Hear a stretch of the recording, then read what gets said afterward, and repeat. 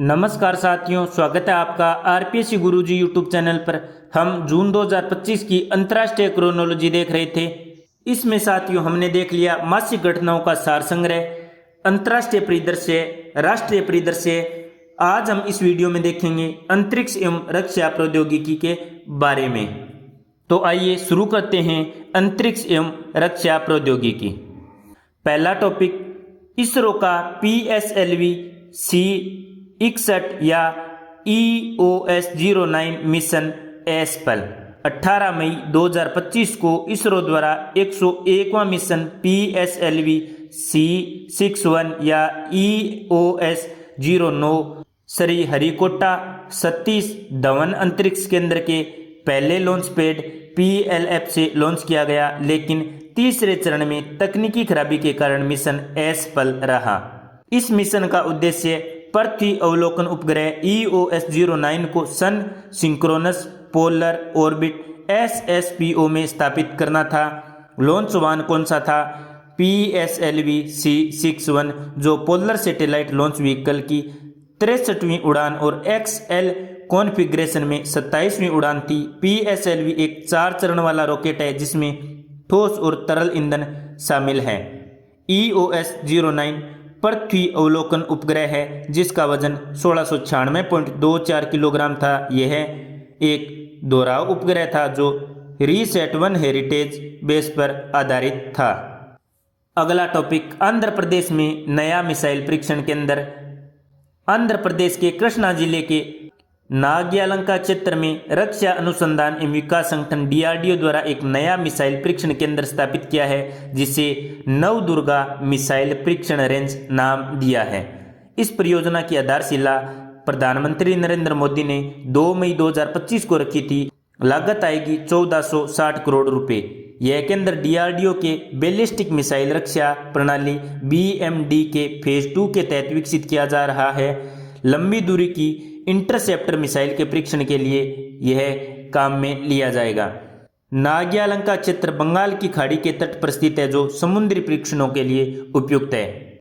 अगला टॉपिक, भारत द्वारा ड्रोन हमलों से निपटने के लिए स्वदेशी प्रणाली भार्गवास्त्र का सफल परीक्षण। ओडिशा के गोपालपुर स्थित सीवाल्ड फायरिंग रेंज में 13 मई 2025 को इसका सफल परीक्षण किया गया।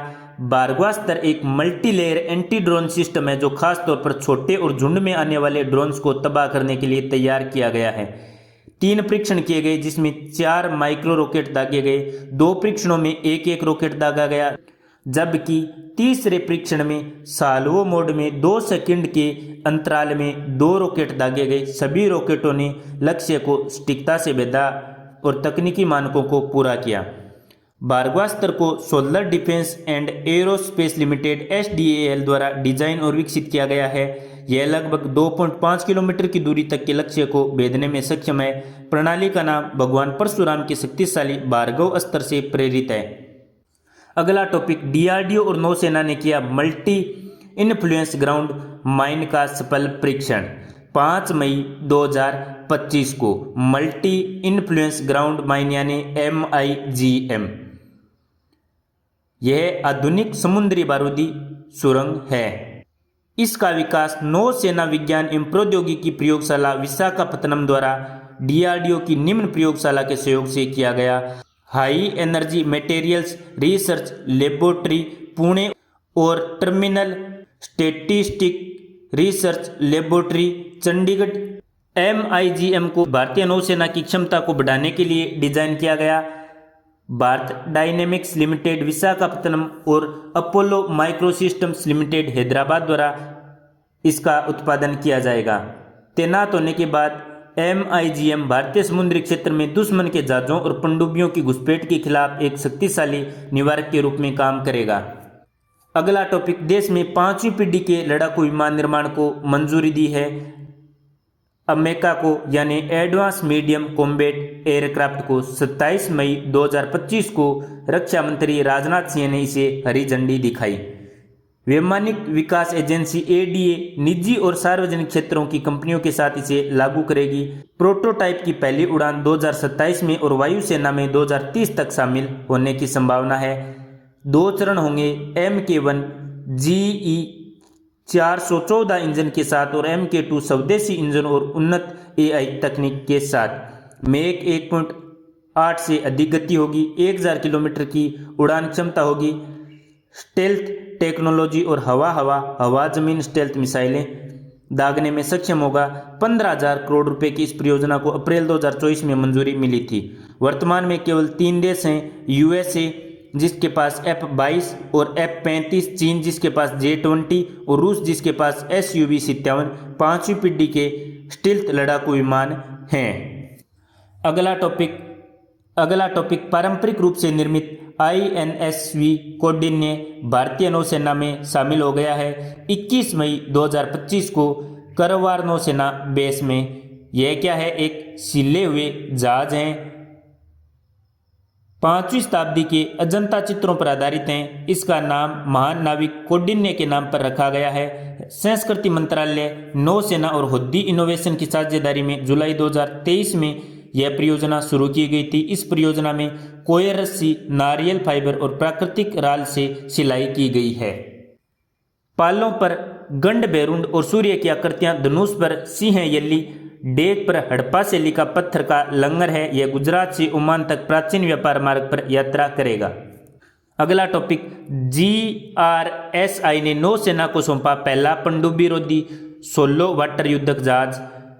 GRSE यानी garden rich shipbuilders and engineers, इन्होंने 8 मई 2025 को भारतीय नौसेना का पहला पनडुब्बी रोधी युद्धक उथले जलपोत SWC अर्नाला को सौंपा। नामकरण महाराष्ट्र के वसई में स्थित ऐतिहासिक किले अर्नाला के नाम पर। यह स्वदेशी रूप से डिजाइन और निर्मित 8 SWC पोतों में से पहला है। इसका निर्माण लार्सन एंड टूब्रो शिपयार्ड के साथ सार्वजनिक निजी भागीदारी PPP में हुआ है। 73 मीटर लंबा भारतीय नौसेना का सबसे बड़ा युद्धपोत है। डीजल इंजन वाटर जेट संयोजन से संचालित है। पानी के नीचे निगरानी, तलाश और बचाव कार्य तथा कम तीव्रता वाले समुद्री संचालन LIMO के लिए तैयार किया गया है। तटीय जल में पनडुब्बी रोधी युद्ध संचालन में सक्षम, माइन बिछाने की उन्नत क्षमता से युक्त, 80% से अधिक स्वदेशी सामग्री से निर्मित। देश के पहले स्ट्रेटोस्फेरिक एयरशिप प्लेटफॉर्म का परीक्षण DRDO ने किया है 3 मई 2025 को। कहां पर? मध्य प्रदेश के श्योपुर में। इसका विकास aerial studies and research establishment Agra द्वारा किया गया है। टेलीकम्युनिकेशन सर्वेक्षण और निगरानी के लिए उपयोग में आएगा। उच्च ऊंचाई पर लंबे समय तक संचालन की क्षमता, सीमा निगरानी और संचार में स्वदेशी तकनीकी की प्रगति होगी। मई 2025 को आकाश तीर वायु रक्षा प्रणाली की सफलता। मई 2025 में DRDO द्वारा विकसित आकाश तीर प्रणाली ने ऑपरेशन सिंदूर के दौरान पाकिस्तान द्वारा लॉन्च किए गए सभी ड्रोनों को सफलतापूर्वक इंटरसेप्ट करके नष्ट कर दिया है।